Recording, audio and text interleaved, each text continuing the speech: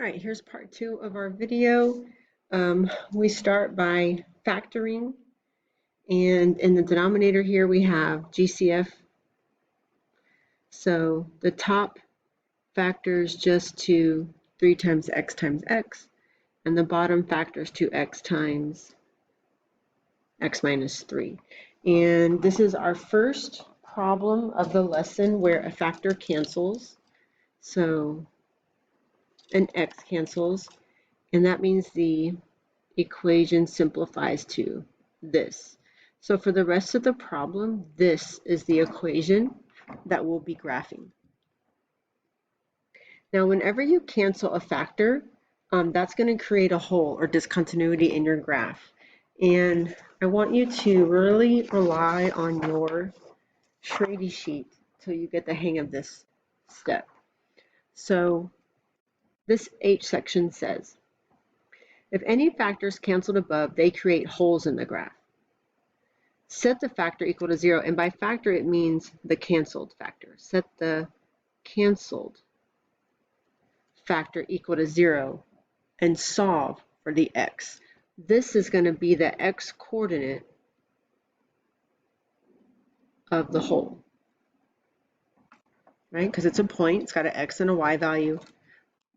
When you set the canceled factor equal to 0 and solve it, that is going to give you the x coordinate of the hole. So in this case, there's really no solving to do because the factor that was canceled was just x. If the factor you canceled had been, x plus 3 that you canceled top and bottom, then you would set that equal to 0, and this would be your x coordinate. But this is as simple as it gets here. Set the factor equal to 0 and solve. Well, it's already solved. There's nothing else we can do. So the way we find the y coordinate that goes with that is this. Plug the x value that you just got into the simplified equation to find the y value, and then write your answer as a point. So the simplified equation is this one. So take that, plug it in everywhere you see a 0. That's going to give me 0 over -3, which is 0. So my x is 0 and my y is 0, and I'm writing it as a point. Now this is a hole, so I'm going to draw an open circle at that point. And also, if 0, 0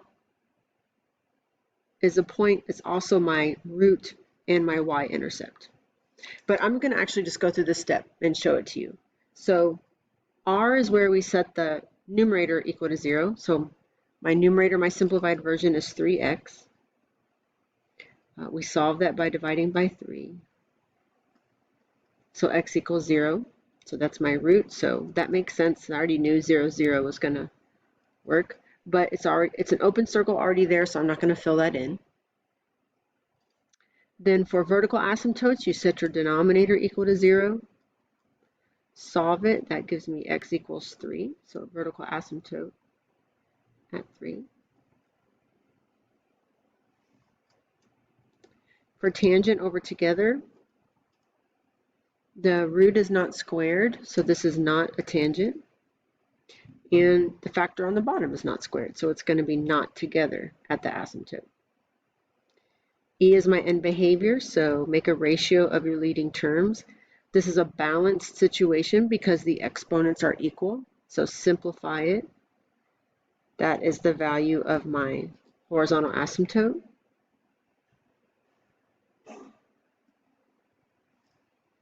And then the y-intercept, same as my root, 0, 0. So here we go. We have enough information to get started. We only have one vertical asymptote, so we're going to have 2 L-shaped curves. Be sure that you're not drawing it through the line or through the hole. And then for the tangent information, we said it's not together. So if it's down on the left, it's going to be up on the right, and it's going to be L-shaped. Spaghetti. Oh, wait.